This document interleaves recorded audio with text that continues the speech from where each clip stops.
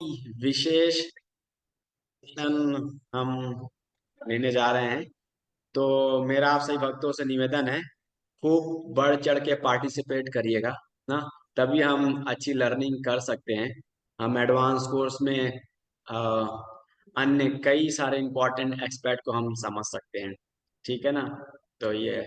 तो आज हम किस पे चर्चा करने वाले हैं, जैसा कि आप सभी लोगों ने पोस्टर देखा होगा ना, और मैसेज में भी पढ़ा होगा कि आज हम चर्चा करने वाले हैं बहुत ही विशेष टॉपिक पे। प्राय कई सारे भक्तों ने मुझे उस टॉपिक पर सेशन के लिए पहले रिक्वेस्ट भी किया, तो हमने इसको अपने एडवांस कोर्स में इनकलकेट किया है। तो आज हम चर्चा करेंगे अर्च विग्रह उपासना पे ना। जो हमारे सबके घर में, किसी घर में राधा कृष्ण है, किसी घर में लड्डू गोपाल हैं ना, कोई गौर निताई की भी उपासना करते हैं। हर किसी के घर में अलग अलग जो है ठाकुर जी के विग्रह हैं। तो अब हमें आज जानने को मिलेगा कि ये जो डीटी वर्शिप है क्यों बहुत इंपॉर्टेंट है, कैसे करनी चाहिए, और ऐसा क्या है कि इन विग्रहों की सेवा में बड़ा अट्रैक्शन है ना। इसके पीछे क्या साइंस है, क्या फिलॉसफी है। तो आज हम इस पांचवें जो सेशन है, पासवर्ड फॉर हैप्पीनेस, इस पे हम चर्चा करेंगे ना। तो अलग अलग कई सारे पॉइंट्स पे डिस्कशन होगा। तो आप सभी लोग प्राय मंदिर गए होंगे या अपने घर में भी देखा होगा। तो हर मंदिर में विग्रह होते हैं और अलग अलग कुछ ना कुछ सब हर विग्रहों में कोई ना कोई जो है उसमें समानता होती है और कुछ ना कुछ डिफरेंस होता है। सबसे पहले ये है, राधा कृष्ण है हमारे इस्कॉन मंदिर में ना। तो ये कहाँ की फोटो है, किसी को पता आइडिया? यस, यस आप लोग प्रभु जी। पार्टिसिपेट कर। हाँ जी। यस प्रभु जी, मायापुर की है। यस, मायापुर धाम की है। तो यहाँ पर जो है श्री श्री राधा माधव है ना, और उनके साथ ये अष्ट सखी हैं। तो यहाँ पर देखिए भगवान क्या कर रहे हैं, हाथ में क्या है उनकी, वेणु है, और मस्त बिल्कुल प्लेफुल मूड में है, और बस आनंद उठा रहे हैं। उनका कोई किसी कार्य से कनेक्शन नहीं है ना।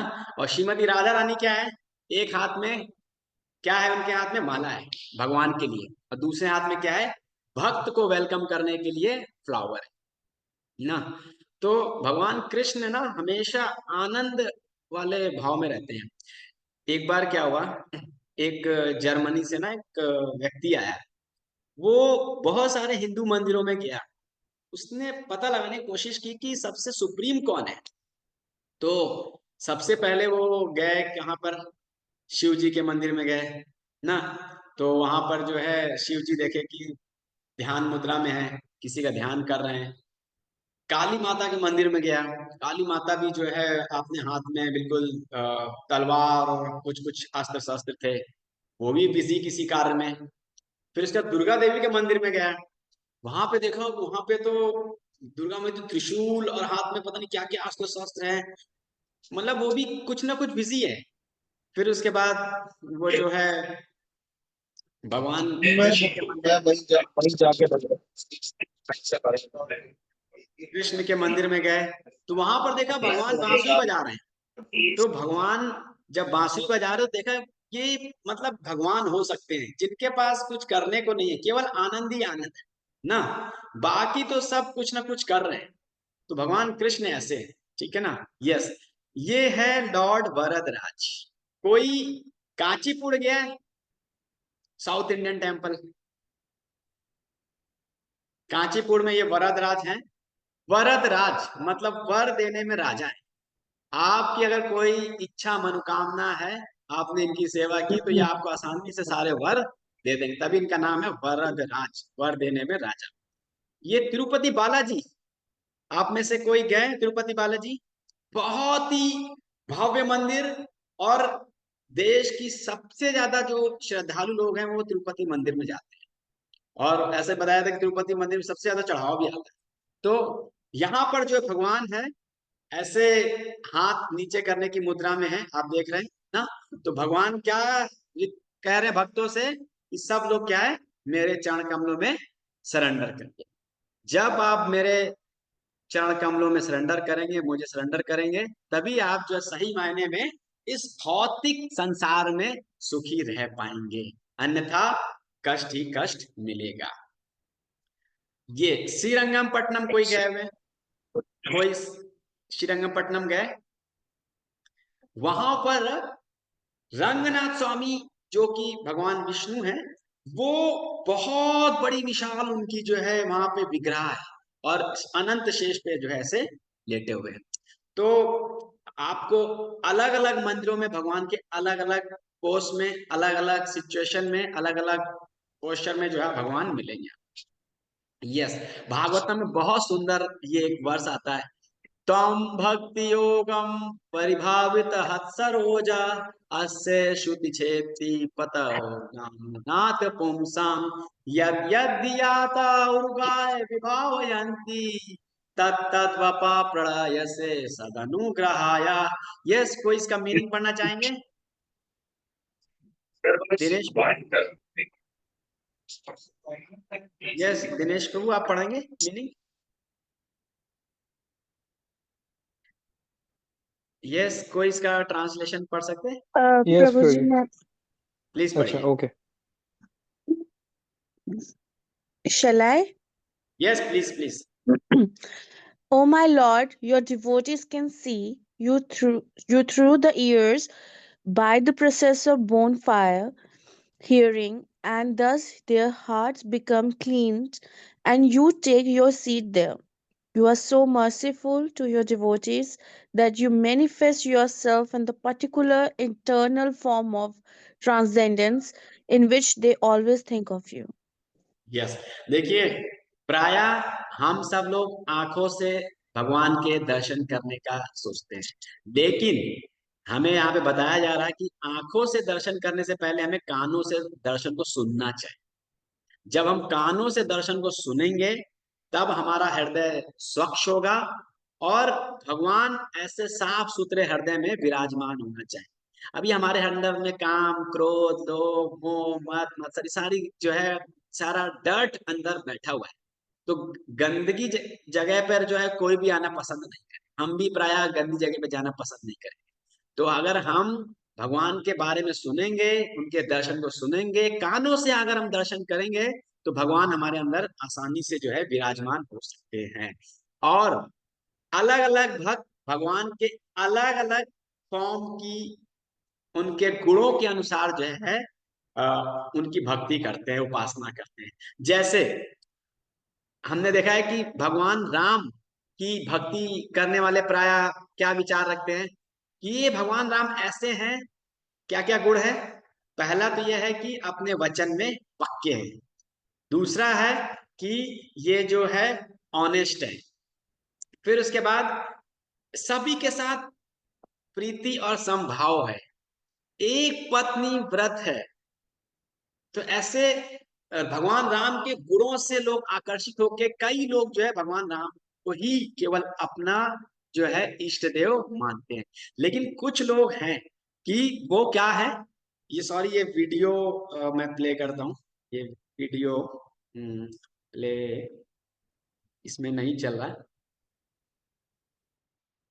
बहुत इंटरेस्टिंग है।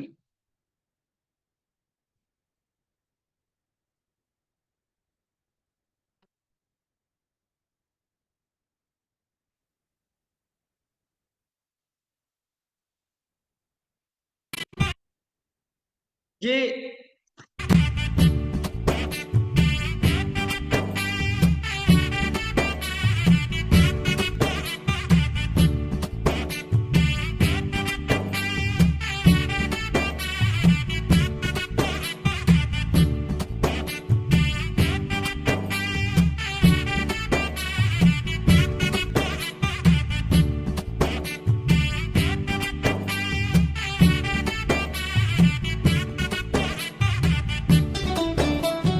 विषमकार कण्णन् विषमकार कण्णन्। तो प्राय इस वीडियो के माध्यम से मैं ये बताना चाह रहा हूं कि कुछ लोग जो है भगवान श्री कृष्ण से आकर्षित होते हैं। भगवान श्री कृष्ण जो है उनके प्लेफुल, नॉटी, मिस्चीवियस एक्ट से जो है लोग जो है अट्रैक्ट होते हैं।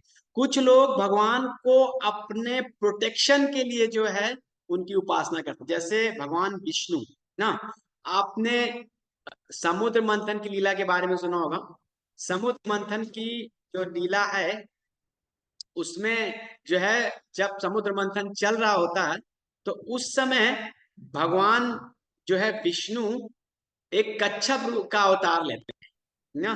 और फिर उसके बाद जो है वो मंदराचल पर्वत को भी अपने ऊपर लेके आते हैं। और फिर वासुकी से जो है क्या करते हैं, उसका मंथन किया था, समुद्र मंथन होता है। तो हम देखते हैं कि उसमें वो भी निकलता, अमृत भी निकलता है ना। और फिर हम देखते हैं कि उसमें से जो है धन्वंतरी अवतार भी होते हैं, मोहिनी मूर्त अवतार भी उसी समय भगवान का होता है। तो इस तरह से भगवान विष्णु को लोग पूजा करते हैं प्रोटेक्शन के। तो ऐसे अलग अलग लोग जो है अलग अलग भाव से जो है लोग प्रोटेक्शन कर, मतलब भगवान की उपासना करते हैं। यस, देखिए 5 प्रकार से भगवान प्रकट होते हैं ना। पहला है परा। परा का मतलब है पूर्ण पुरुषोत्तम भगवान श्री कृष्ण, जो कि गोलोक वृंदावन में हमेशा रहते हैं और धराधाम पे भी आते हैं, प्रकट होते हैं ना। फिर दूसरा है विभुहा। भगवान कृष्ण जो है अपने अपना विस्तार करते हैं। विस्तार में वसुदेव, संकर्षण, अनिरुद्ध और प्रद्युम्न। तो ये है विभुहा मैनिफेस्टेशन। तीसरा है विभवा। हमने सुना है ना, काणो दक्षाई विष्णु, फिर उसके बाद गर्भो दक्षाई विष्णु, फिर तीसरा क्या है, क्षीरो दक्षाई विष्णु। ये 3 विष्णु सुने हमने। और फिर हमने सुना कि क्षीरो दक्षाई विष्णु से जो है जितने भी नरसिंह अवतार, वामन अवतार, राम अवतार, ये सारे जितने भी अवतार होते हैं ये सब के सब विभव में आते। फिर आता अंतर्यामी। भगवान हम सब के हृदय में परमात्मा के रूप में है। भगवान अर्जुन को भी बोलते हैं ना कि ईश्वरा सर्वभूतानां हृदय अर्जुन तिष्ठति। तो भगवान सबके हृदय में परमात्मा अंतर्यामी के रूप में। और 5वां जो है भगवान अर्च विग्रह के रूप में प्रकट होते हैं। तो आज हम इस 5वें जो मैनिफेस्टेशन है इस पे हम डिटेल में चर्चा ना।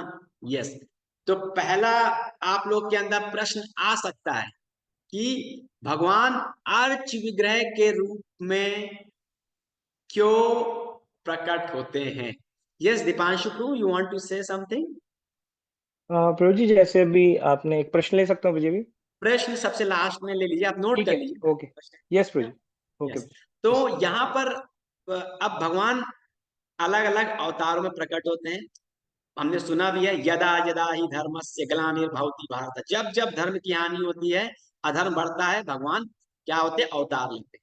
हमने ये भी सुना है, परित्राणाय साधूनां विनाशाय च दुष्कृताम।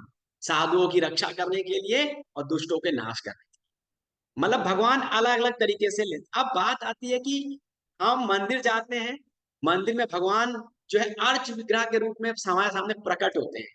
तो क्यों ऐसा प्रकट होते हैं, देखिए बहुत इस साइंस को हम सब लोग प्लीज समझिए, के लिए कोशिश करेंगे।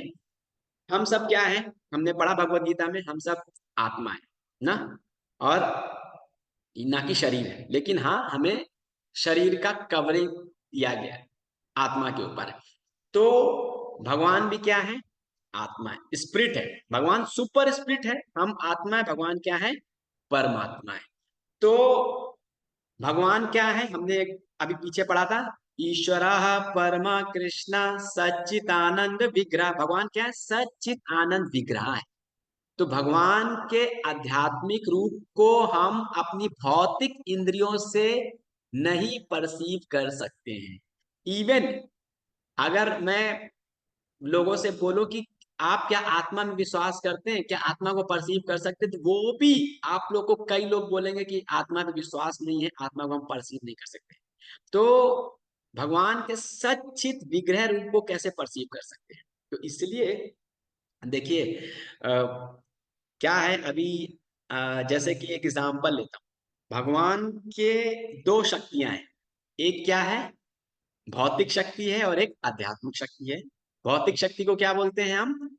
बहिरंगा शक्ति। आध्यात्मिक शक्ति को क्या बोलते हैं? अंतरंगा शक्ति ना। तो अभी क्या है कि हम सब भगवान की जो बहिरंगा शक्ति है ना, माया देवी है ना, इसके प्रभाव में है। इसके प्रभाव के चलते जो है हम भगवान के दर्शन नहीं कर पाते ना। एग्जाम्पल के तौर पे आपको समझाता हूँ। जैसे सूरज है और सूर्य की किरणें हैं। अब अगर सूरज और सूर्य की किरणों के सामने बादल आ जाए तो फिर क्या हमें सूरज दिखाई देगा? नहीं दिखाई देगा। क्यों? क्योंकि बादल है। तो बादल क्या है? माया है। तो माया रूपी बादल की वजह से हम जो है भगवान के दर्शन नहीं कर पाते। लेकिन अगर हम माया का कवरिंग हटा दें तो भगवान के दर्शन हो जाएंगे। अब ये माया का कवरिंग हटाने के बहुत सारे प्रोसेस हैं, लेकिन सबसे जो मेन है, जैसे कि आप लोग यहाँ पे आ रहे हैं, भगवान के बारे में सुन रहे हैं। दूसरा है, आप लोग प्रतिदिन मंत्रा मेडिटेशन में आते हैं, वहां पे भगवान के नामों का जप करते हैं। तीसरा है कि हम घर में भगवान के अर्च विग्रहों की सेवा करते हैं। तो इस तरह से हम अपने अस्तित्व को क्या बनाते हैं? स्पिरिचुअलाइज करते हैं। फिर हम जो है भगवान के विग्रह को सही मायने में दर्शन कर पाते हैं। भगवान की बहुत ही विशेष कृपा है कि वो हमारे सामने विग्रह के रूप में प्रकट हो रहे हैं ना। बेसिकली हम भौतिक इंद्रियों से आध्यात्मिक चीजों को नहीं देख सकते, कॉम्पैटिबिलिटी नहीं होती। अब जैसे कि कभी कभी मोबाइल में ऐसे फाइल्स आ जाती ना कि उन फाइलों की कॉम्पैटिबिलिटी नहीं होती, तो वो फाइल आप देख नहीं पाते मोबाइल पे। करेक्ट होता है ना। कभी कभी मैंने देखा कि किसी किसी का MP4 सपोर्ट नहीं करता है, MP3 सपोर्ट करता है, तो वो MP4 की फाइल को नहीं देख सकता, कॉम्पैटिबिलिटी नहीं बनती। उसी प्रकार से हमारी भौतिक इंद्रियों से आध्यात्मिक चीजों को देखने की कॉम्पैटिबिलिटी नहीं बनती। तो इसलिए बहुत इंपॉर्टेंट है कि हम इस चीज को समझे कि कैसे भगवान की ये कृपा है कि भगवान जो है हमारे सामने अपने आप को प्रकट कर रहे हैं उस फॉर्म में जिससे कि हम अपनी भौतिक इंद्रियों के माध्यम से उनको देख पाए। तो ये भगवान की बहुत ही विशेष कृपा है ना। तो अ, देखिए, इस संसार में भगवान जो है अर्च विग्रह के रूप में आते हैं ना, उसके बहुत सारे प्रोसेस होते हैं ना। अब देखिए एक बात और है। अब ये भगवान क्या है? भौतिक शक्तियां भी क्या है? भगवान की है। भगवान कोई भी 8 एलिमेंट्स में अपने आप को प्रकट कर सकते हैं। 8 एलिमेंट्स कौन कौन से हैं? पहला है स्टोन। स्टोन, आप लोग बताइए, स्टोन के रूप में भगवान कहाँ प्रकट हुए? प्लीज बताइए, पार्टिसिपेट करना सबको। प्रभु जी राधा रमन टेम्पल में। प्रभु जी, राधा रमन टेम्पल, मंदिर में जो बिल्कुल। विग्रह होते हैं हाँ, मंदिर में जो विग्रह वो सब स्टोन के ही है। हमारे शालीग्राम शिला है वो स्टोन के ही है ना।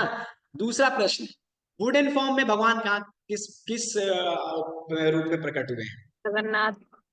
जगन्नाथ बलदेव सुभद्रा महारानी, बिल्कुल सही। जगन्नाथ सुभद्रा Yes, बलदेव जी। बिल्कुल सही। तीसरा आता है कि भगवान जो है आते हैं धातु के रूप में। कहां पर धातु के रूप में? बताइए। प्रभु जी हमारे घर में है। यस, सबके घर में लड्डू गोपाल है, मेटल फॉर्म में है कि नहीं है? अष्ट यस। धातु के होते हैं। आप लोग उपासना भी करते घर पे, वो मेटल फॉर्म में है। नहीं, भगवान देखो मेटल फॉर्म में है। ऐसे ही भगवान जेम्स के फॉर्म में भी आते हैं, हीरे जवाहरात के फॉर्म में भी आते हैं। भगवान एक एक मानसिक रूप से भी भगवान प्रकट होते हैं।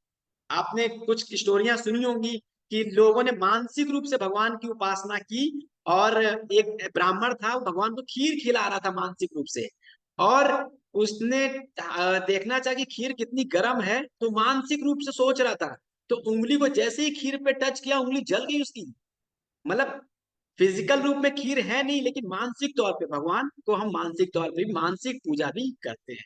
फिर आता है रेत के रूप में।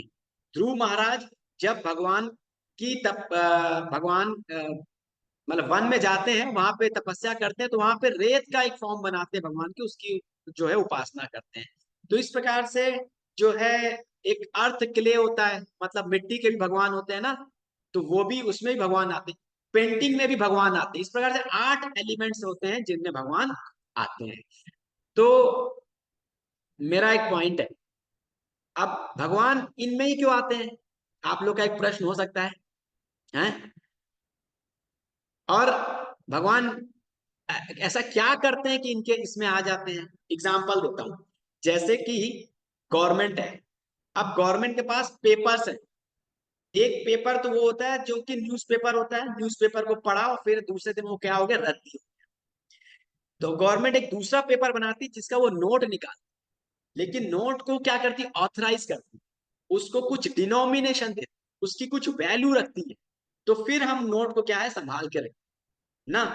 तो देखिए दोनों ही पेपर है, लेकिन एक पेपर को गवर्नमेंट ने ऑथराइज किया, एक को ऑथराइज नहीं किया। तो उसी प्रकार से भगवान भी जो है इन 8 एलिमेंट्स में अपने आपको मतलब प्रवेश करते हैं, लेकिन कुछ कुछ शर्तें हैं या कुछ कुछ पॉइंट्स हैं। पहला कि भगवान जो है इन 8 एलिमेंट्स में आते हैं तो उसके कुछ प्रोसेस होते हैं।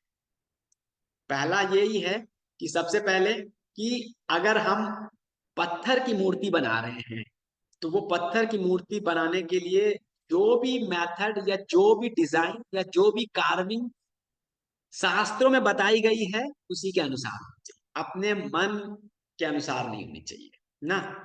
तो वे इसमें आता है ना ब्रह्म संहिता में, वेणुम कोणांतम अरविंद दलाय तक्षम बरहावतम समासितम सुंदरांगम कंदर्प कोटि कमनी विशेष शोभम गोविंदमादि पुरुषम तमहम भजामि। तो ये जो श्लोक है ब्रह्म संहिता का, ये बता रहा है कि कि भगवान का क्या स्वरूप है। भगवान का जो बॉडी का कलर है वो नीले बादल के समान है, क्लाउड जो घने काले बादल होते हैं उसके समान है। भगवान के हाथ में क्या है, वेणु, बांसुरी है भगवान के हाथ में, वेणुम कोणांतम है। और फिर उसके बाद भगवान के जो नयन है वो कमल के समान है। और ऐसे पूरा डिस्क्रिप्शन दिया हुआ है। और भगवान की जो अट्रैक्शन है, सुंदरता है, कंदर्प कोटि कमनीय, करोड़ों कामदेव की सुंदरता भी मैच नहीं कर पाती भगवान की सुंदरता से, हैं? आलोल चंद्रिका लसत वनमाल्य वंशी, भगवान के जो गले में वन क्या होती है, हमेशा वैजयंती माला होती है ना। तो इस तरह से शास्त्रों में बताया गया कि भगवान का कैसे कार्विंग होना है, क्या स्वरूप होना है क्या उनका डिजाइन होना है। अगर हम उस तरह से बनाते हैं एक मूर्ति को, सबसे पहला तो ये, जैसा कि शास्त्रों में बताया गया है। दूसरा ये है कि हम क्या करते हैं, प्राण प्रतिष्ठा करते हैं ना। देखिए हम किसी भी मूर्ति को ऐसे ही ला करके मंदिर में नहीं रख सकते, किसी भी मूर्ति को ऐसे ही ला करके हम वर्शिप नहीं कर सकते जब तक हम उसकी प्राण प्रतिष्ठा नहीं करें। तो भगवान को हम प्राण प्रतिष्ठा, प्राण भगवान के जो स्वरूप है वो उस विग्रह के अंदर जाते हैं। अब प्राण प्रतिष्ठा जो प्रोसेस है ना, ये बहुत बड़ा प्रोसेस है। इसमें बहुत सारे अरेंजमेंट्स किए जाते हैं, जैसे कि इसमें यज्ञ किया जाता है, भगवान को सारे पूरे वस्त्रों से ढका जाता है, और आंखों में ना भगवान के पट्टी बांध दी जाती है। शुरू में भगवान की आंखों में पट्टी बांधी होती, भगवान का पूरा अभिषेक किया जाता है, पूरा प्रोसेस किया जाता है। 1008 कलश होते हैं, कलश को चारों ओर कमल के आम के पत्ते होते हैं, ऊपर क्या होता है, नारियल होता है। नारियल क्या होता है, सत्यलोक, और जो आम के पत्ते होते हैं वो कमल ना। जैसे कि ये देखिए ना, इसमें मतलब भगवान का इसमें अभिषेक हो रहा है। और हाँ, इसमें अभिषेक हो रहा है, भगवान का 1008 कलश रखे जाते हैं, और अलग अलग मंत्रों से भगवान का आवाहन किया जाता है। अब वो जो 1008 कलश है ना, उसमें जो एक जनेऊ भी होता है, जनेऊ में 14 लोक होते हैं, कलश के अंदर गंगा यमुना का जल होता है, 33 करोड़ देवी देवता उस समय उपस्थित होते हैं उस पूरे प्रोसेस में, जब भगवान का आवाहन किया जाता है, अलग अलग मंत्रों से आवाहन किया जाता है। तो भगवान को आह्वान करके ही हम प्राण प्रतिष्ठा। दूसरी बात, जब भगवान के शुद्ध भक्त भगवान से प्रार्थना करते हैं कि हे भगवान प्लीज आप आइए, और खूब कीर्तन होता है, तब भगवान जो है उस जो भी विग्रह है उसके अंदर वो भगवान प्रवेश कर। तो इस प्रकार से ये पूरा प्रोसेस है ना। जब भगवान को मंदिर के अंदर लाते हैं ना तो उनकी आंख बंद होती है, लेकिन जब पूरा अभिषेक मंत्रोच्चारण हो जाता है तो भगवान का आंख के ऊपर जो पट्टी होती धीरे धीरे से खोलते हैं, और भगवान सबसे पहले अपनी कृपा दृष्टि जो है भक्तों के ऊपर देते हैं। तो ये एक पूरा प्रोसेस है। अभी आप लोग के सामने मैं 2 से 3 मिनट की वीडियो दिखाऊंगा, आप लोग को और अच्छे से समझ में आएगा कि आर्च विग्रह की मंदिरों में स्थापना कैसे होती, कैसे उस प्रोसेस के माध्यम से भगवान जो है उसके अंदर प्राण प्रतिष्ठित होते हैं। यस।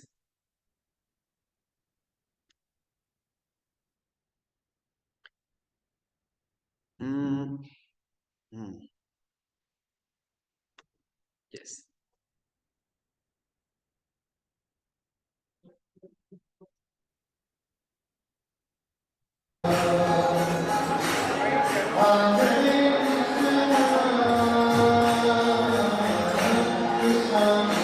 कौन बहादुर का है?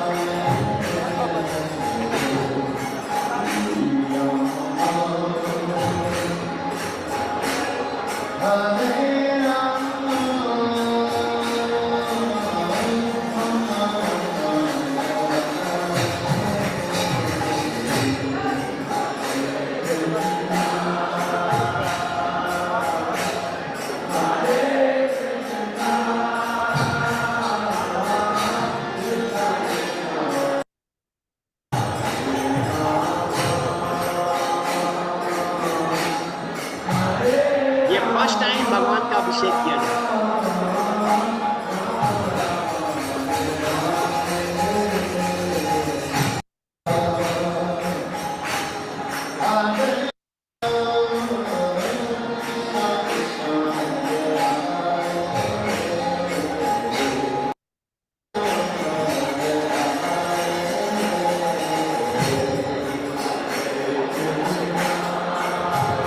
ये एक बहुत बड़ी सेरेमनी है जिसको प्राण प्रतिष्ठा के समय जो है अलग अलग आइटम से जो है भगवान का अभिषेक किया जाता है।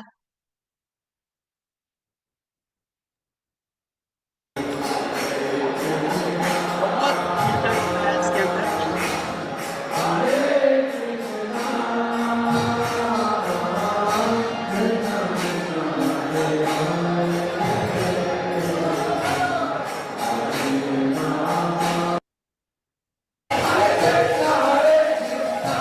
लंबी वीडियो है इसलिए सब कुछ पूछते हैं।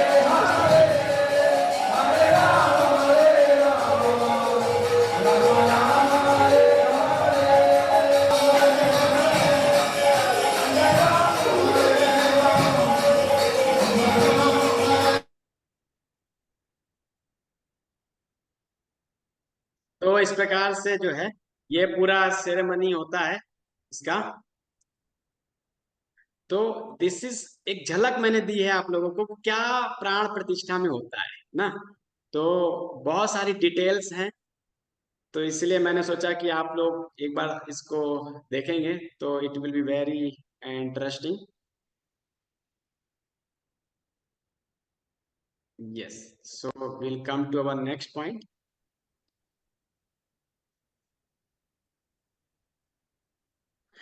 यस। तो यहाँ पर अब बात आती है कि भगवान जो है अ, एक स्पिरिचुअल एलिमेंट है और मटेरियल एलिमेंट्स के अंदर जो है कैसे प्रवेश कर जाते हैं ना। देखिए हम सोचते होंगे कि भगवान सामने जो है खड़े हैं, लेकिन कैसे विश्वास दिलाएं कि इस मतलब भगवान है ये ना। जैसे कि इलेक्ट्रिसिटी वायर देखिए आप लोगों ने, इलेक्ट्रिसिटी वायर, इलेक्ट्रिसिटी होती है वो ठंडी भी करती है और गर्म भी करती है। नहीं मानते नहीं मानते? ऐसा नहीं होता है कि ठंडी इलेक्ट्रिसिटी होती है और गर्म इलेक्ट्रिसिटी, दोनों ही जो है केस में इलेक्ट्रिसिटी। वैसे ही भगवान जो है मतलब जो है किसी भी फॉर्म में आ सकते हैं। एग्जाम्पल के तौर पे जब नरसिंह देव भगवान प्रकट हुए थे तो वो कहां से प्रकट हुए थे? पिलर से प्रकट हुए थे। तो पिलर से प्रकट होने का मतलब ये नहीं है कि कोई ये ना कहे कि उनके माता पिता पिलर है। भगवान कहीं से भी प्रकट हो सकते हैं। अब जैसे भगवान वराह के रूप में आए थे, ब्रह्मा जी और सारे देवी देवता सोच रहे थे कि ये जो दो राक्षस है हिरण्यकशिपु और हिरण्याक्ष, इनका कैसे जो है संहार किया जाए। सारे देवी देवता परेशान भ्रमित थे। उसी समय ब्रह्मा जी को छींक आई और ब्रह्मा जी के नाक से एक छोटा सा मटर के दाने के समान एक निकला और देखते ही देखते आकाश में वो बड़े हो गए। तो सब लोग भयभीत हो गए, ये अचानक कैसे हो गया। लेकिन जैसे ही जो है भगवान जो है सूकर के रूप में वराह के रूप में थे, उन्होंने जैसे ही अपने शरीर को हिलाया और जैसे ही उसका जल देवी देवताओं के ऊपर गया, बहुत ही सेंटेड था वो। तो सब समझ गए ये भगवान विष्णु जो है प्रकट हुए हैं ना। तो भगवान वहां पर भी यह है ब्रह्मा जी के नाक से छींक लेने से प्रकट हो गए। ऐसे ही हम देखते भगवान कृष्ण वसुदेव के मन से देवकी के मन में जाते हैं, फिर भगवान प्रकट हो। भगवान को प्रकट होने के लिए किसी कंडीशन की रिक्वायरमेंट नहीं है। ये भौतिक जगत की तरह नहीं है एक मेल और फीमेल के यूनियन से जो है इन संतान की उत्पत्ति हो रही। भगवान कहीं पर कभी भी किसी भी फॉर्म में प्रकट हो सकते हैं ना। तो हम सब लोग के लिए बहुत सौभाग्य की बात है कि यहाँ पर मंदिरों में या आपके घर में भगवान अर्च विग्रह के रूप में प्रकट हुए, साक्षात भगवान प्रकट हुए ना। तो ये भी जानना जरूरी है कि स्वयं भगवान है। जैसे कि एक मान लीजिए तार है, रोड के ऊपर तार पड़ा हुआ है। अब ये खाली तार पड़ा हुआ है, इसमें कोई इलेक्ट्रिसिटी नहीं है, तो मतलब उसके अंदर जान नहीं है। लेकिन वहीं अगर हमने कोई इलेक्ट्रिसिटी का कनेक्शन दे दिया तो उसके अंदर क्या हो गई, जान है। तो जब भगवान की प्राण प्रतिष्ठा होती है ना, तो उस समय क्या होता है, बहुत सारे मंत्रों का उच्चारण किया जाता है। कुशा घास से भगवान के आंखों को टच करते हैं, मंत्र उच्चारण करते हैं। भगवान के फोरहेड पे टच करते हैं, मंत्र उच्चारण करते हैं। भगवान के लिप पे टच करते हैं, मंत्र उच्चारण करते हैं। भगवान के वक्ष स्थल पे, तो ऐसे मंत्रों का उच्चारण करते करते जो है भगवान उसके अंदर प्रवेश करते और प्राण प्रतिष्ठा हो जाती है। जैसे कि हम कापर के तार में जो है इलेक्ट्रिसिटी देते हैं, तो फिर वो क्या हो जाता है, एक्टिव हो जाता है।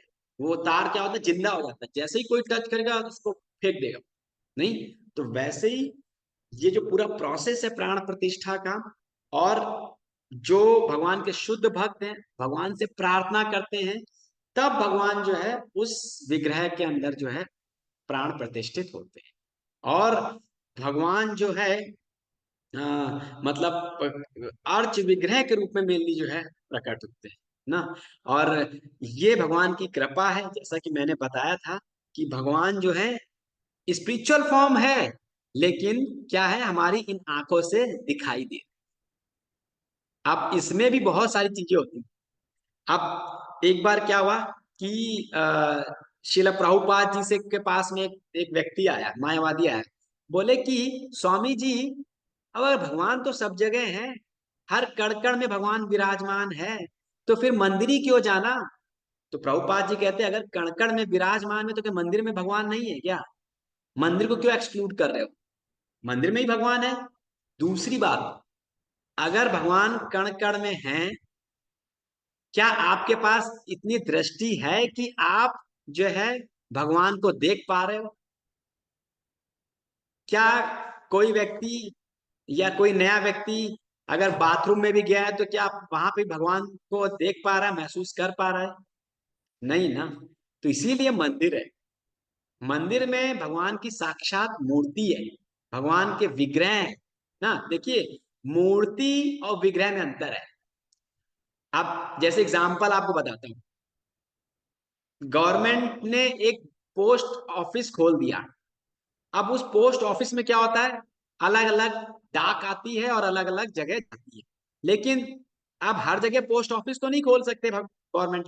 तो उन्होंने क्या किया, छोटे छोटे बॉक्स ऑथराइज करके रख दिए कि इस बॉक्स के अंदर कोई भी अगर अपना पोस्ट डालेगा तो वो पोस्ट ऑफिस जाएगा, फिर वो एड्रेस को चला जाएगा। मतलब वो बॉक्सेस को गवर्नमेंट ने ऑथराइज किया। ऐसा तो नहीं हुआ कि पोस्ट ऑफिस 2 किलोमीटर दूर है, बॉक्स भी हम यूज नहीं करना चाहते हैं, बॉक्स है नहीं, तो हमने अपना एक बॉक्स बनाया, लाल कलर किया, उसमें डिजाइन बनाया, उसको रख दिया। वो गवर्नमेंट से ऑथराइज नहीं है। वो उसमें अगर कोई अपनी चिट्ठी डालेगा भी तो वो पूरे लाइफ टाइम के लिए कहीं नहीं पहुंचे।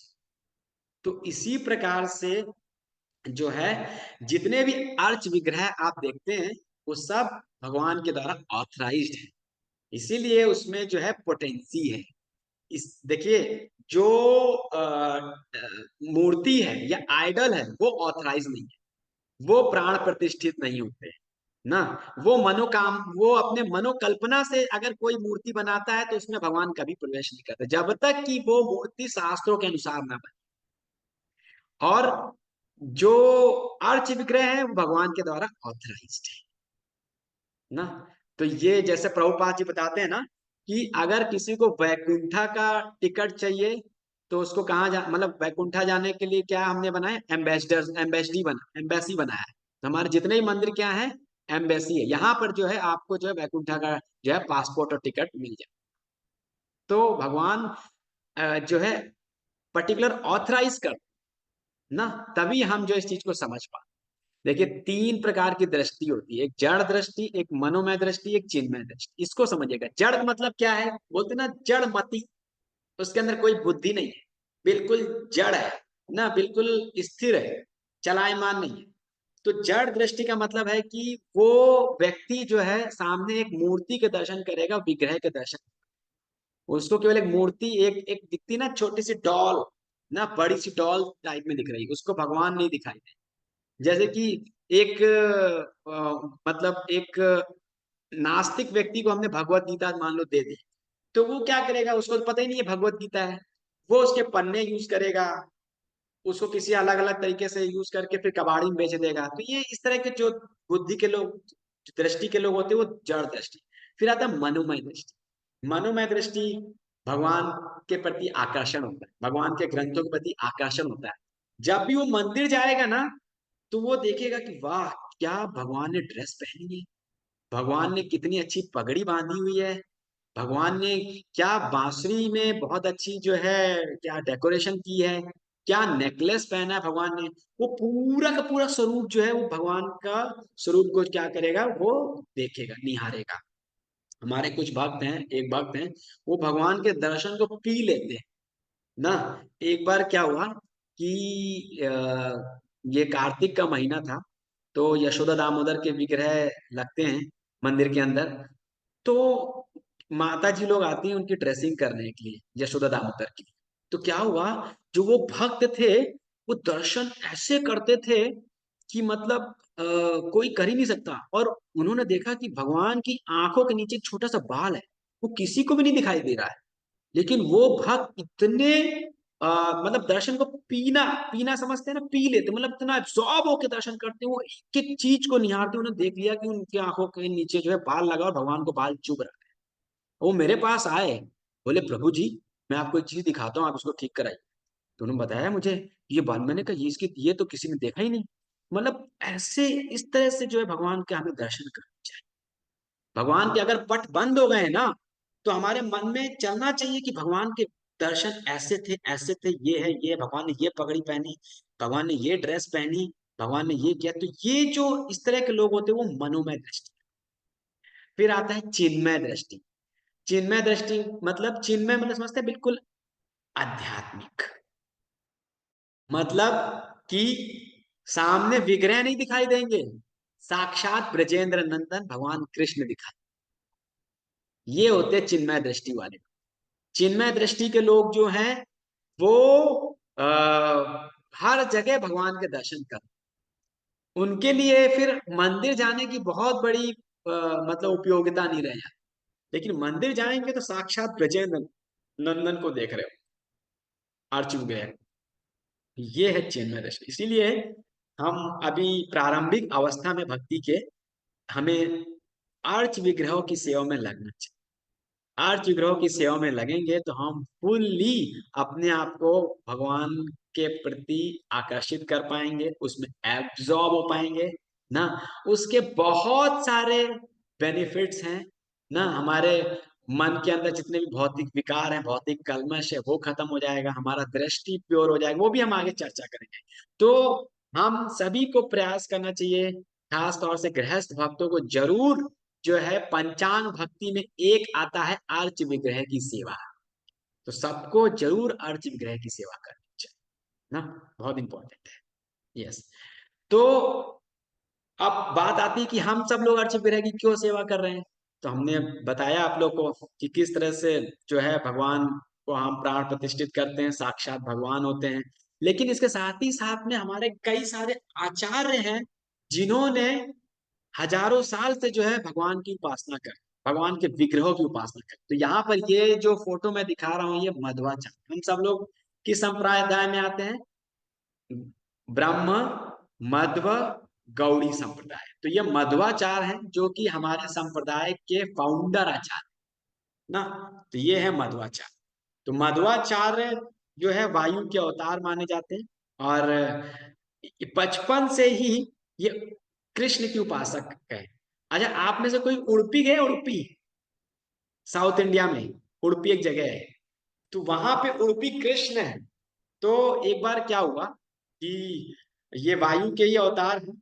तो एक बार एक मैल पे बीच है वहां पे, तो वहां पे एक बहुत बड़ा जहाज जो है समुद्र की लहरों में फंस गया। तो लोग इनके पास आए मदद के लिए। तो इन्होंने बस ऐसे कपड़ा हिलाया और वो जो जहाज था किनारे पे लग गया हवा के झोंके से। तो सबको बड़ा आश्चर्य हुआ। तो बोले कि महात्मा जी मैं आपकी क्या सेवा करूं? बोले मैं तो सन्यासी हूँ, मुझे तो कुछ नहीं चाहिए। Okay, thank you. तो फिर बोले कि मेरे पास एक बड़ा सा चंदन का टुकड़ा है, क्या मैं वो दे सकता हूँ? तो उन्होंने बोला हाँ ये दे सकते हैं आप। तो उन्होंने क्या किया, वो चंदन का टुकड़ा निकाला और जो है जैसे ही जहाज के बाहर निकाला, चंदन टुकड़ा टूट गया। और टूट करके उसके अंदर से जो है उड़पी कृष्ण, ये आप देख रहे हैं ना विग्रह जो हाथ में लिए हुए हैं, ये उड़पी कृष्ण जो है उस चंदन के बड़े से गोले के अंदर से निकले। और बहुत सुंदर इसके पीछे कथा ना। एक बार मतलब आप लोगों ने भी सुना ही होगा कि एक बार जो है रोहिणी माता जो है भगवान के गुणों से आकर्षित थी और भगवान से प्रार्थना करने लगी कि मैंने आपके बचपन की सारी लीलाएं देखी, तो क्या मुझे उसी स्वरूप को एक बार दिखा सकते हैं? भगवान ने बोला आप तो माँ हो और आपने देखे ही हुआ है, तो मुझे कोई दिक्कत है ही नहीं। बट हाँ, रुक्मणी अगर बोलती द्वारका में तो मैं नहीं करता, क्योंकि मैं तो उसके सामने उसके पति के रूप में हूँ ना। तो वो एक अलग ही स्वरूप है। तो फिर जो है भगवान बाल लीला में ऐसे ही उड़पी कृष्ण जो है ये विग्रह है, उसी रूप में भगवान अपने आप को करते हैं और माता को दर्शन देते हैं। उसी समय रुक्मिणी जी आ जाती है, और रुक्मिणी जी देखती है भगवान के बाल स्वरूप को। एकदम से भगवान जो है बाल स्वरूप को चेंज करके अपने नॉर्मल रूप में आ जाते हैं। रुक्मिणी जी आश्चर्य पड़ जाती है, ये कौन सा स्वरूप था? तो फिर वो भगवान से जिद पकड़ लेते, भगवान मुझे वो दर्शन कराइए। तो भगवान रुक्मिणी जी के हट के आगे फिर झुक गए। तो फिर जो है भगवान क्या है बाल कृष्ण के रूप में दर्शन देते हैं, और फिर ये विग्रह के रूप में प्रकट होते हैं। और फिर ये विग्रह जो रुक्मिणी जी को देते हैं, बोले कि ये विग्रह अपने पास रखिए और मेरे बाल स्वरूप के रूप में आप हमेशा इसकी उपासना करिए। तो यही विग्रह आज गोपी कृष्ण में है। और ये विग्रह बहुत विशेष विग्रह है, इसकी बहुत सारी महिमा है, कहानियां हैं। एक बार एक शूद्र व्यक्ति था, भगवान का बहुत ही परम भक्त था। तो लेकिन शूद्र लोगों को लोग नॉर्मली पहले हजारों साल पहले मंदिरों में जाने अलाउ नहीं करते थे ना। तो लेकिन ये भगवान का परम भक्त था। तो भगवान का दर्शन करने के लिए मंदिर के दीवार मतलब भगवान फ्रंट रूप में है, भगवान के बैक साइड का जो दीवार है ना उसमें एक छेद था। तो उस छेद से वो जो है शूद्र जो है भगवान के दर्शन करने की कोशिश करता था। तो भगवान उसकी भक्ति से इतना प्रसन्न हुए कि उन्होंने क्या किया, 180 डिग्री का टर्न, मूर्ति विग्रह जो है 180 डिग्री टर्न घूम गई। और वो भगवान ने जो है वो दीवार के उतने भाग को जो है तोड़ दिया या टूट गया, और उसको सीधे सीधे भगवान ने दर्शन। आज भी भगवान जो है उसी तरफ है। बहुत सारे कथाएं, बहुत सारी पास टाइम्स हैं। तो ये हमारे आचार्य लोग भी जो है हजारों साल से जो है इन अर्च विग्रहों की सेवा कर रहे हैं। फिर हम देखें ये रामानुजाचार्य, ये अभी हमने दिखाया ना श्रीरंगम में रंगनाथ स्वामी जी। तो रामानुजाचार्य जो है हजारों साल से जो है मतलब पूर्व से ही जो है रंगनाथ जी के दर्शन कर ना। इनके भी बहुत सारे पास टाइम्स हैं, हालांकि अभी पास टाइम्स बताने का समय नहीं है। फिर आदि शंकराचार्य, कितने लोग आप में से बद्रीनाथ गए हैं? बद्रीनाथ कितने लोग गए हैं? है जी? Yes, okay. कुछ ही भक्त गए हैं। तो वहां पे बद्री विशाल है ना। तो वहां पर जो है ये आदि शंकराचार्य द्वारा स्थापित ये विग्रह है, बद्री विशाल। तो ये भी जो है भगवान की उपासना करते थे। फिर भगवान चैतन्य महाप्रभु जैसे ही जगन्नाथपुरी में आए, जगन्नाथ बलदेव सुभद्रा महारानी के जैसे ही दर्शन किए, तुरंत ही एक छलांग में जो है भगवान बिल्कुल जमीन पे गिर पड़े। भगवान की दृष्टि कैसी थी? अभी हमने 3 दृष्टि बताई ना। पहली जड़, फिर दूसरी मनोमय, तीसरी क्या थी? चिन्मय दृष्टि। तो यहाँ पे भगवान की कौन सी दृष्टि है? चिन्मय प्रभु जी। चिन्मय चिन्मय चिन्मय दृष्टि है। जैसे ही जगन्नाथ जी के सामने आए तो उनको जगन्नाथ जी साक्षात कृष्ण दिखाई दे रहे हैं, और जैसे ही कृष्ण के दर्शन किए भाव विभोर होकर गिर पड़े। तो ये महाप्रभु मतलब जो है दिखा रहे हैं कि ये जगन्नाथ जी कोई लकड़ी के नहीं है, साक्षात भगवान है ना। तो ये मतलब विग्रह की जो है वो मेन जो है विशेषता है। ऐसे हम देखते हैं कि माधवेंद्रपुरी पाद ना, जो कि चैतन्य महाप्रभु के गुरु के भी गुरु। चैतन्य महाप्रभु के गुरु का क्या नाम है? श्रीपाद ईश्वरपुरी। तो ईश्वरपुरी के जो गुरु थे श्रीपाद माधवेंद्रपुरी। तो इनको भी भगवान ने गोपाल के रूप में अपने स्वप्न में दर्शन और उनको बताया कि जो है मैं इस जगह पर हूं, मुझे यहां से निकालिए, मैं कई समय से इस झाड़ी के अंदर दबा हुआ, बहुत गर्मी लग रही है, मुझे निकालिए। तो फिर जो है माधवेंद्रपुरी जो है उस विग्रह को गांव वासियों की मदद से निकालते हैं, और फिर गोवर्धन पर्वत में, ये आप देख रहे हैं ना विग्रह, गोवर्धन पर्वत में जो है इनकी स्थापना करते हैं, और फिर खूब धूमधाम के साथ उनकी उपासना करते हैं, उनका अभिषेक करते हैं, खूब कीर्तन होता है, और बड़ा बड़ा अन्नकूट जो है भगवान को अर्पित किया जाता है। और कई महीनों तक अन्नकूट हुआ। अभी तो हम साल में कुछ ही दिनों में अन्नकूट देखते हैं, लेकिन वहां पे जब गोपाल जी के लोग दर्शन करने के लिए आए, गोपाल जी के दर्शन करके इतने प्रभावित हुए कि हर दिन कोई ना कोई गांव रिस्पॉन्सिबिलिटी लेता था कि आज मैं अन्नकूट करूंगा, आज मैं अन्नकूट करूंगा। आज यही विग्रह कहाँ पर है? श्रीनाथ जी। आप में से कोई श्रीनाथ जी श्रीनाथ? में। यस, श्रीनाथ नाथ द्वारा गए राजस्थान में, वहां पे जो जी है। प्रभु जी, प्रभु जी जी प्रभु जी यस, गए। यस। तो वहां पर जो है नाथ द्वारा में जो है ये वही विग्रह हैं, हम इनके दर्शन कर सकते हैं बाल स्वरूप कृष्ण के रूप में, गोपाल जी के रूप में। यस। खीर चोर गोपीनाथ, मतलब आप लोग सोच भी नहीं सकते हो कि भगवान विग्रह के रूप में अपने भक्त के लिए चोरी करते हैं, चोरी। मतलब भगवान विग्रह के रूप में है और बहुत ही विशेष है, तभी इनका नाम पड़ा खीर चोर गोपीनाथ है। आप लोग सोच रहे होंगे कि ये प्रभु जी क्या बता रहे हैं, सुन के थोड़ा सा अचंभित लगा, लेकिन सच है। आज भी रेमुना में मंदिर है जो उसका बाप भगवान का नाम है खीर चोर गोपीनाथ। उन्होंने अपने भक्त माधवेंद्र के लिए जो है खीर चुराई थी। ये बहुत लंबी कथा है, हम फिर कभी इस कथा पे पर चर्चा करेंगे ना। तो ये खीर चोर गोपीनाथ। यस, बहुत इंपॉर्टेंट सेक्शन। अब देखिए हम डीटी वर्शिप करते हैं तो इससे हमें अपने जीवन में बहुत सारे फायदे हैं। सबसे पहला तो ये है कि हमारा जो इंद्रियां हैं, हमारा जो विजन है ना, जो हमारी दृष्टि है, वो क्या होती? प्योरीफाई। देखिए आज हम बाहर निकलते हैं तो चारों तरफ हम बिल बोर्ड्स देखे या मूवी देखे या सीरियल्स देखे, सब तरफ जो है लोग क्या है, केवल काम वासनाओं से प्रभावित है ना। सबके अंदर केवल काम की ही भावना भरी है, मतलब हृदय क्या है? दूषित है। उनकी दृष्टि क्या है? दूषित है ना। हालांकि नास्तिकता भी बढ़ती जा रही है, इसलिए भी जो है लोग बहुत ही मतलब उनका जो पूरा अस्तित्व है, उनकी जो दृष्टि है, उनकी जो चेतना है वो पूरी तरह से दूषित। तो जब हम आर्च विग्रह की सेवा में लगते हैं ना, तो हम अपने आप को प्योरीफाई कर सकते हैं, क्योंकि हम भगवान की सेवा टेंजिबल फॉर्म में करते हैं, जैसे कि भगवान का अभिषेक करते हैं, भगवान के लिए सुंदर सुंदर मालाएं बना, भगवान के जो है ड्रेसिंग्स करते हैं, भगवान के लिए भोगा बनाते हैं ना। तो इस प्रकार से भगवान आर्च विग्रह के रूप में हम बद्ध जीवों पे कृपा करते हैं, और हमारे द्वारा जो है भगवान हमारी सेवा को स्वीकार करते हैं। अन्यथा आप कहाँ पर जो है भोग बनाओ, भोग को जो है अर्पित करो, अर्च विग्रह को ही अर्पित करो। भगवान अर्च विग्रह के रूप में, हम सबके घर में भगवान अर्च विग्रह के रूप में है ना। तो भगवान जो है हम पर विशेष कृपा करते हैं और हमसे ये सारी सेवाओं को स्वीकार करते हैं ना।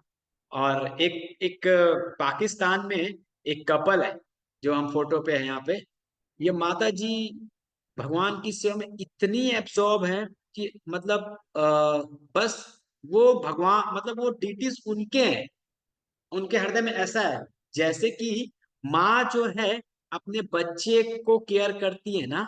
माँ बच्चे को स्नान कराती है, बच्चे को कपड़े पहनाती है, बच्चे को भोजन कराती है, पूरी तरह से बच्चे का ध्यान रखती है। वैसे ही ये माता जी जो है आर्च विग्रहों का पूरा ध्यान रखती है, आर्च विग्रहों की सेवा करती है ना। और बहुत ही छोटे से आर्च विग्रह हैं, लेकिन डेकोरेशन देखिए आप, देख रहे हैं आप कितने बहुत छोटे से विग्रह हैं, बहुत ज्यादा बड़े विग्रह नहीं है जैसे मंदिरों में बड़े बड़े विग्रह होते हैं, लेकिन इतनी अच्छी डेकोरेशन है, मतलब विश्वास ही नहीं होगा आपको देख करके कि छोटे से विग्रह हैं, आपको लग रहा होगा ये बहुत बड़े विग्रह होंगे, तभी ऐसी ड्रेसिंग होगी। लेकिन माता जी इतनी एब्जॉर्ब, प्रभु जी उनको इतना मदद करते हैं, मतलब अनबिलीवेबल, इतनी अच्छी ड्रेसिंग है, इतना अच्छा भोगा, इतनी अच्छी केयर। तो हम सब भी अगर अपने आप को प्योर करना चाहते हैं, अपनी इंद्रियों को शुद्ध करना चाहते हैं, तो बहुत अच्छा साधन है कि हम जो है विग्रहों की सेवा में जरूर लगे ना। हालांकि हम सब लोग भगवान के नामों का जप कर रहे हैं, भगवान की कथा को सुन रहे हैं, भगवान की कथा को पढ़ते भी हैं ना, और अर्च विग्रहों की भी हम कुछ कुछ सेवा करते ही हैं, लेकिन हम अपने आप को और एब्सॉर्ब करें। भगवान यहाँ पे टेंजिबल फॉर्म में जो है हमारी सेवा को स्वीकार कर रहे हैं। ये बहुत ही अच्छा मौका है हम सभी के लिए कि हम जो है आर्च विग्रह के रूप में अपने आप को भगवान की सेवा के लिए अर्पित करें। ये देखिए कितनी सुंदर तरीके से ड्रेस की हुई है, सेम विग्रह है, बहुत ही छोटे से विग्रह है। देखिए भगवान को अर्पित करने के लिए जो लड्डू भी है ना, कितने अच्छे तरीके से रखे हैं, उसके ऊपर तुलसी की माला, तुलसी है। तो हम भगवान बोलते हैं ना कि पत्रम पुष्पम फलम तोयम यो में भक्ता प्रेक्षति, भक्त अगर भक्ति से मुझे ऑफर करता है तो मैं उसको क्या करता हूं, स्नामी खाता हूं। ऐसा कोई ना सोचे कि बस भगवान के सामने रख दिया, भगवान मतलब जो है बस अपने एक सेंटिमेंटल के तौर पे जो है हम सोच लें कि हाँ भगवान ने क्या खाया होगा हमारे लिए। नहीं, भगवान खाते हैं, आपके डिवोशन से भगवान खाते हैं। ठीक है ना, डिवोशन बहुत इंपॉर्टेंट है। तो इसीलिए हमें भक्ति से जो है भगवान की प्रेममयी सेवा करनी। ठीक है, यस। देखिए कितने अच्छे से, लग ही नहीं रहा होगा कि छोटे से विग्रह हैं और इतनी अच्छी ड्रेसिंग से हैं, देख रहे हैं आप लोग। बहुत सुंदर। तो बहुत अच्छा मौका है आप सभी लोगों के लिए कि आप लोग इन विग्रहों की सेवा में बहुत एब्जॉर्ब हो सकते हैं, अपने आप को जो है बहुत अच्छा मौका है शुद्ध करने। यस, तो ये है डीटी वर्शिप, कि भगवान को कैसी पगड़ी पहनानी है, कैसी ड्रेसिंग करनी है, कैसी माला बनानी है, कैसा भगवान को हार नेकलेस पहनाना है ना। तो ये है, और जैसे जैसे आप भगवान की सेवा में लगेंगे ना, कृष्णा इज ए बैनी बोले, मतलब भगवान जो है सबका कल्याण करने। और आप लोग को एक बात और बताता हूं, भक्त कभी कभी, एडवांस भक्त भगवान और विग्रह से भी करते हैं। Can you believe? I know it's very difficult to believe, कि भक्त जो है भगवान से अर्च विग्रह से बात करते हैं। ऐसे बहुत सारे केसेस हैं। कांचीपुरम में कांचीपुरम में एक भक्त थे, कांचीपुरम हैं, वो वरदराज के भक्त थे हैं। और वरदराज उनसे सीधे बात करते थे, इतने हाई लेवल एडवांस भक्त थे वो। एक बार क्या हुआ कि एक मतलब एक दूसरे मंदिर के एक किसी सफाई करने वाले ने कांचीपुर से बोला कि आपकी तो भगवान से बात होती है, आप भगवान से पूछेगा कि हे भगवान मैं कब आपके धाम वापस आऊंगा। तो उसने बोला अच्छा ठीक है, मैं आपको भगवान से पूछ के बताऊंगा।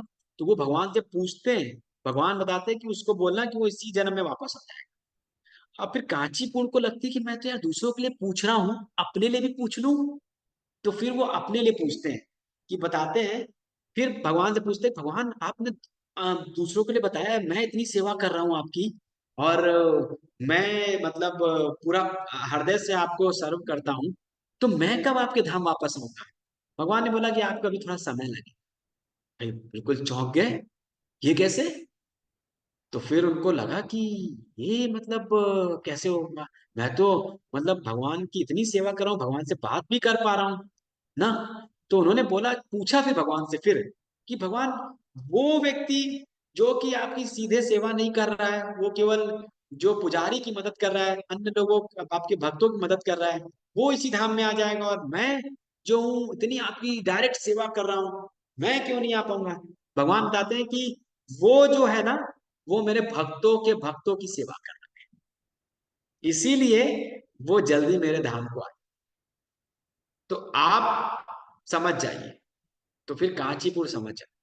फिर वो क्या करते हैं, वो भी फिर जो है अपना भेष बदल करके दूसरी जगह जाते हैं, और वहां पर जो है क्या करते हैं, वो भक्तों की सेवा करते हैं। क्योंकि नॉर्मली कांचीपुर जो है अगर कहीं जाएंगे ना, तो लोग उनको जानते थे कि ये भगवान के बहुत विशेष भक्त हैं, भगवान से इनकी बात होती है ना, तो कोई उनसे सेवा नहीं कराना चाहेगा। लेकिन कांचीपुर भेष बदल के गए, भक्तों के बीच में गए, भक्तों की सेवा की। तो मतलब मैसेज यही है कि भगवान जो है बोलते हैं कि जो मेरे भक्तों का भक्त है, वो मेरा असली भक्त है, ना कि जो मेरा भक्त है। तो भगवान उसको ज्यादा महत्व देते हैं जो मेरे भक्तों का भक्त है। तो हमें भक्तों की सेवा पे बहुत फोकस करना चाहिए। तो इस प्रकार से ये है डीटी वर्शिप ना। तो हमने इसके कैसे भगवान अर्च विग्रह में आते हैं उसके बारे में आपको बताया, कैसे भगवान मतलब प्राण प्रतिष्ठा होती है, पूरा प्रोसेस होता है उसका ना, और क्या उसके पीछे साइंस है। कैसे हम अपने आप को शुद्ध कर सकते हैं, डिवोट कर सकते हैं ना। भगवान कितने कृपालु हैं कि अर्च विग्रह के रूप में जो है हमसे सेवा लेते हैं ना। तो ये आज के इस पर्टिकुलर इस सेशन में जो है ये ही पॉइंट, आगे के कुछ और भी बहुत इंपॉर्टेंट पॉइंट्स हैं, वो मैं आप लोगों से नेक्स्ट सेशन में इसके बारे में चर्चा करूंगा ना। तो अभी किसी का कोई प्रश्न है इस पूरे डीटी वर्शिप को लेकर के, विग्रहों की उपासना को लेकर के, तो आप सब लोग प्लीज आप अभी हैंड रेस करके पूछ सकते हैं। यस, किसी का यस, माता जी बताइए। आपकी वॉइस नहीं आ रही, प्लीज आप अपने आप को अनम्यूट करिए। गुरुजी, जब मैं नाम के जप के लिए बैठती हूँ, ध्यान देती हूँ विग्रह रूप में भी, तो मेरा ध्यान और जगह चला जाता है। हाँ ऐसे जी। क्यों? हाँ, तो अभी क्या है कि हमारी जो चेतना है, जो दृष्टि है, वो अभी प्योरीफाई करने की जरूरत है, कोई प्योरीफाइड नहीं है ना। तभी हमारा ध्यान और हमारा मन, हमारी जो चेतना है दूसरी जगह जा रही है। हालांकि हमें पता है भगवान अर्च विग्रह के रूप में है, शुद्ध है, प्योर फॉर्म में है, लेकिन हमारा मन उस प्योर फॉर्म में नहीं लग पा रहा है क्योंकि इनकम्पैटिबिलिटी है। लेकिन हाँ, नाम लेते रहिए, अपने मन को बार बार खींच के लेके आइए। तो धीरे धीरे जब ये प्रयास करेंगे तो स्वतः ही एक दिन ऐसा भी आएगा जब आपका जो है जब शुद्ध रूप से ध्यान पूर्वक होगा, अर्च वगैरह को ध्यान करें। तभी आप सुबह हम लोग 6 बजे जो है मंत्रा मेडिटेशन करते हैं, तो आप उसमें जरूर आइए, मेरा रिक्वेस्ट है आपसे। आती हूँ जी गुरु जी उसमें भी। ओके ओके, आप किस नाम से आती हैं? इसी नाम से आती मीनू। मीनू। हैं? ओके ओके, ठीक है, मैं आपको एक मैसेज कर रहा हूँ, आप रिप्लाई करिएगा। ओके गुरु जी। ओके, यस यस माता जी, यस प्लीज पूछिए। हरे कृष्ण। हाँ जी प्रभु जी। प्रभु जी, आपने प्राण प्रतिष्ठा की बात की। वो जैसे हमारे घरों में जो मेटल के आइडल डेटी हैं, आइडल हैं, हाँ उनकी भी प्राण प्रतिष्ठा होनी चाहिए, क्योंकि हमारे घर में हैं और बड़े हैं।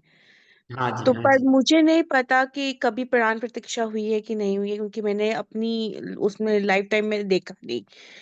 मेरे पेरेंट्स ने नहीं शायद करवाई, मुझे देखा ही नहीं कभी मैंने। तो वो होनी चाहिए।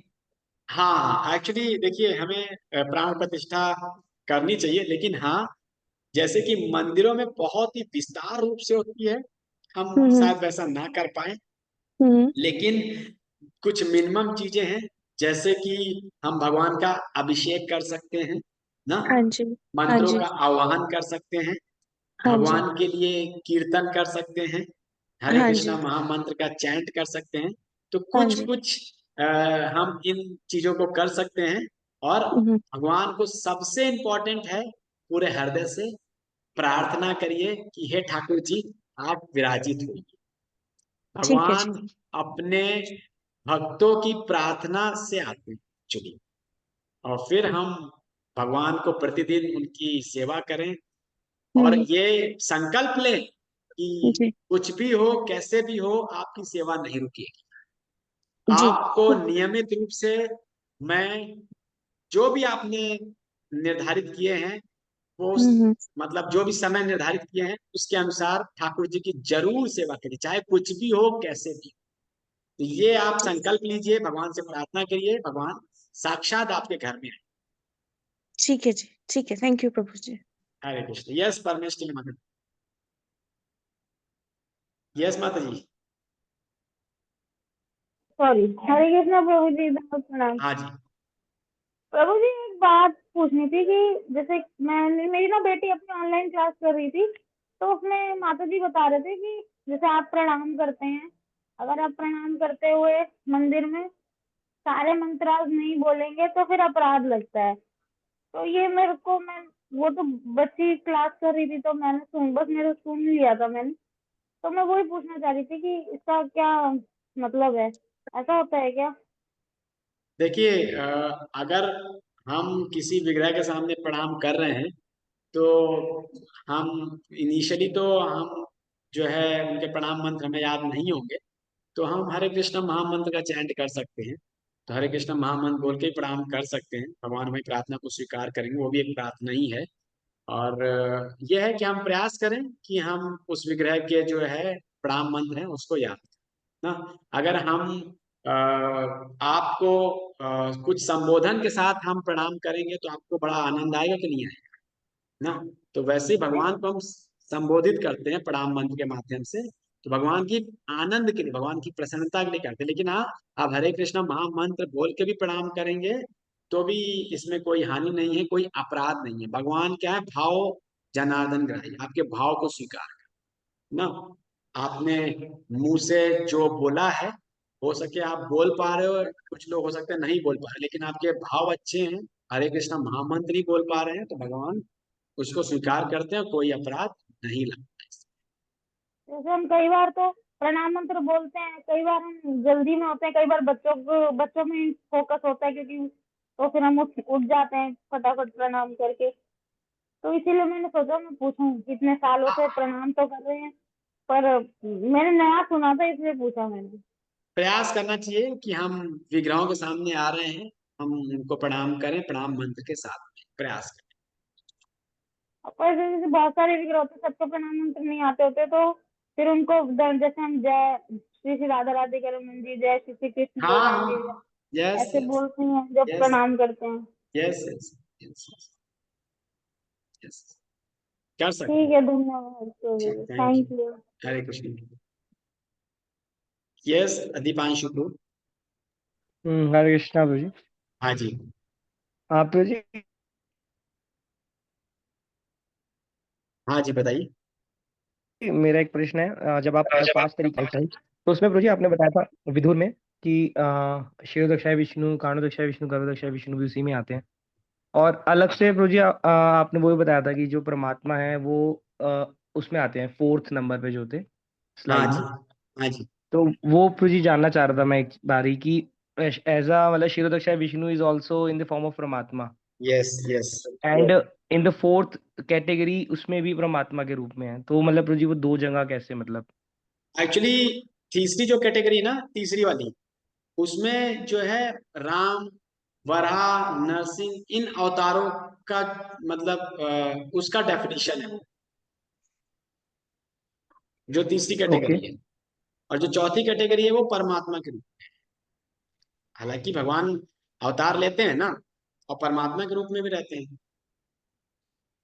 और प्रभु जी शिरोदक्षाय विष्णु जो है वो भी परमात्मा फॉर्म है। हाँ वो भी परमात्मा फॉर्म है, यस, उन्हीं वो का विस्तार है, सेकंड विस्तार है। वो वो हमने सेकंड सेकंड में डिस्कस किया था विदुर नहीं, आई थिंक। सेकंड में व्यूहा डिस्कस किया था। विवाह। उसमें हमने डिस्कस किया था कि भगवान कृष्ण के पहले बलराम जी एक एक्सपेंशन है, बलराम जी के बाद वासुदेव, संकर्षण, अनिरुद्ध और प्रद्युम्न, ये 4 एक्सपेंशन होते हैं। फिर उसके बाद संकर्षण, फिर उसके बाद जो है कारणोदक्षाय विष्णु, गर्भोदक्षाय विष्णु, क्षीरोदक्षाय विष्णु। फिर उसके बाद क्षीरोदक्षाय विष्णु से सारे अवतार, और फिर वही क्षीरोदक्षाय विष्णु परमात्मा के रूप में कण कण में विस्तार करते ओके हैं। ठीक ओके। है। ओके। ठीक है, किसी तो और ये का एक कोई। प्रश्न और है हाँ जी प्लीज। तो जी इसमें जैसे द्वापर युग में बताया जाता था कि डीटी वर्शिप को बहुत ज्यादा महत्व दिया जाता था, हाँ जी हाँ जी हाँ जी। और आज भी जैसे मुझे हम डीटी वर्शिप पे ही डिस्कस कर रहे हैं। तो हाँ जी हाँ जी। मतलब कलयुग में बताया जाता है कि chanting of the holy name हाँ प्योरिफिकेशन के जी हाँ लिए। जी हाँ जी हाँ जी। तो मतलब प्रभु जी वो एक बारी समझना चाह रहे हैं कि मतलब शुरुआत में तो चैंटिंग ही करना है, लेकिन ग्रेजुअली मतलब बाद में ग्रेजुअली हम प्योर हो जाएंगे देन डीटी वर्शिप मतलब करेंगे ऐसा, क्योंकि डीटी वर्शिप इतना बेनिफिशियल नहीं होगा अगर हम चैंटिंग नहीं कर रहे हैं। हाँ दैट्स ट्रू। एक्चुअली जो भक्ति के 9 प्रोसेस है ना, उसमें सबसे टॉप मोस्ट चैंटिंग ही है। देखिए, श्रवणम, कीर्तनम, विष्णु स्मरणम, अर्चनम, अर्चनम भी आता है, वर्शिप भी आता है, यस प्रभु जी। अर्चनम, वंदनम, दासम। तो लेकिन ये सारे के सारे जितने भी प्रोसेस हैं वो पूर्ण तभी होते हैं हरि नाम के बाद, हरि नाम के साथ चैंटिंग के माध्यम के द्वारा। तो जब ओके। हमारा चैंटिंग हो रहा हो तभी सारे प्रोसेस पूर्ण होते हैं। तो ये बात सही है कि चैंटिंग टॉप मोस्ट है। लेकिन क्या है कि हम भागवत धर्म को भी अपनाते हैं ना, और पांचरात्र का विधि को भी अपनाते हैं। यस प्रभु भागवत धर्म में हम भागवतम, भगवान की कथा, भगवान के नाम का प्रचार, पांचरात्र विधि में भगवान की अर्चना। तो प्रभुपाद जी ने हमें ये दोनों ही मेथड्स दिए हैं ना, समय के साथ साथ, क्योंकि ये अपने आप में कई हजारों साल से चले आ रहे हैं। हमारे आचार्यों ने भी इस पद्धति को अपनाया है, तो इसको अवॉइड नहीं किया जा सकता। तो इसलिए अर्चन विधि भी है और भागवत विधि भी है, दोनों विधि है। तो ओके भागवत ओके। विधि में हम भगवान की कथा, भागवतम, नाम, संकीर्तन, ये सारी। ठीक है। Yes Prabhu ji, thank you so much. Thank you. और किसी कोई प्रश्न?